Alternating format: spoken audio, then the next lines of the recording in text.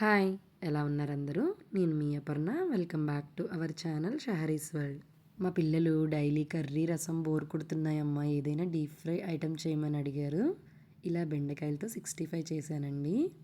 చాలా అంటే చాలా టేస్టీగా వచ్చింది. ఇలా ఒక్కసారి ట్రై చేసి చూడండి. సాంబార్ రసంలోకి సైడ్ డిష్గా లేదా వేడి వేడి రైస్లోకి కొంచెం వేసుకొని తిన్నా చాలా అద్భుతంగా ఉంటుంది.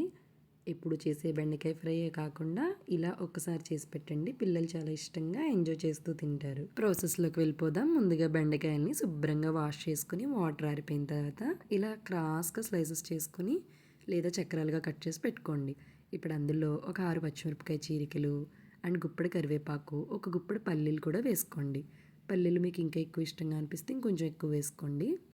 ఇప్పుడు ఇంకొక ప్లేట్ తీసుకుని అందులో కొద్దిగా వాటర్ వేసుకుని ఒక పావు టీ స్పూన్ పసుపు, ఒక 2 స్పూన్స్ కారం, మీ దగ్గర ఉంటే కాశ్మీరీ చిల్లీ పౌడర్ వేసుకోండి. అండ్ అందులోనే ధనియాల పౌడర్ ఒక స్పూను, గరం మసాలా ఒక స్పూన్ కూడా వేసుకోండి.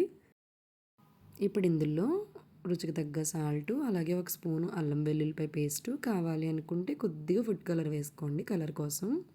ఇవన్నీ వేసిన తర్వాత మొత్తం కలిసేలా ఒకసారి ఇలా స్పూన్తో తిప్పేసుకోండి. చూడండి, ఇక్కడ చూపిస్తున్నట్టుగా మొత్తం కలిసేలా తిప్పుకోండి. వాటర్ కొంచెం తక్కువ అయ్యాయి అనిపిస్తే లైట్గా పోసుకోండి, ఎక్కువ పోసేయద్దు, మరి పలచన అయిపోతుంది. ఇప్పుడు ఒక 6-7 వెల్లుల్లి రెబ్బలను క్రష్ చేసుకుని వేసుకోండి.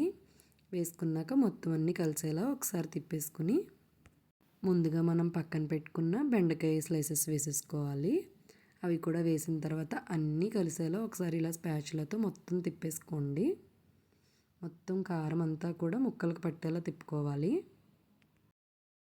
ఇప్పుడు కలుపుకున్న స్టఫ్ నుంచి కొంత స్టఫ్ పక్కకు తీసుకోండి డీప్ ఫ్రై కోసం.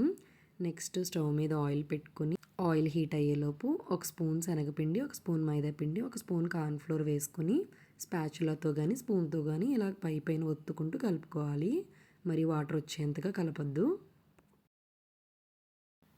చూడండి, ఇక్కడ చూపిస్తున్నట్టుగా ఇలా కలిపేసుకుని ఇప్పుడు హ్యాండ్తో వెంటనే ఆయిల్లో వేసేసుకోవాలి. ఎక్కువ వాటర్ వచ్చే వరకు ఆగకూడదు, అందుకే కొద్ది కొద్దిగానే కలుపుకుంటాము, లేదంటే ఆయిల్ పీల్చేస్తుంది. అండ్ మనం స్టఫ్ని మరీ వాటర్గా కాకుండా ఇలా పొడి పొడిగా కలుపుకొని వేసేసుకుంటే మనకి 65 క్రంచీ అండ్ క్రిస్పీగా వస్తాయండి. ఈ 65 గోల్డెన్ బ్రౌన్ కలర్ వచ్చే వరకు ఇలా మీడియం ఫ్లేమ్లో పెట్టుకుని తిప్పుకుంటూ వేపుకోవాలి. చూడండి, వేగిపోయింది. మరి ఎక్కువ రెడ్ కలర్ వచ్చే వరకు ఆగకూడదు. లైట్గా గోల్డెన్ బ్రౌన్ వచ్చిన వెంటనే తీసేసుకుంటే చల్లారిన తర్వాత అవి కలర్ చేంజ్ అవుతాయి. అలా అని మరీ వైట్గా ఉన్నప్పుడే తీసేసుకోకూడదు, తెలిసిపోతుంది, ఆయిల్ హీట్ తగ్గుతుందన్నమాట, బబుల్స్.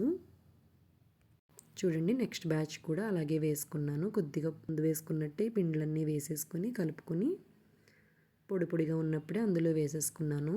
బెండకాయలన్నీ ఒకసారి కలిపేసుకోకూడదండి, ఎప్పుడప్పుడు ఇలాగా ఒక్కొక్క స్పూన్ పిండి వేసుకుంటూ కలుపుకోవాలి. శనగపిండి, మైదాపిండి, కార్న్ఫ్లోరు ఈ 3 వేసుకుంటేనే మనకి క్రిస్పీగా ఉంటాయి. ఓన్లీ శనగపిండితో వేస్తే మనకి మెత్తబడిపోయినట్టు ఉంటాయి. చూడండి, ఇలా వేగిపోయిన తర్వాత ఆయిల్ కొంచెం చల్లారిపోయింది చూడండి, అంతే, వెంటనే తీసేసుకోవాలి. కలర్ ఎక్కువ వచ్చేసింది అంటే మరి మాడిపోయినట్టు అయిపోతాయి చల్లారిన తర్వాత.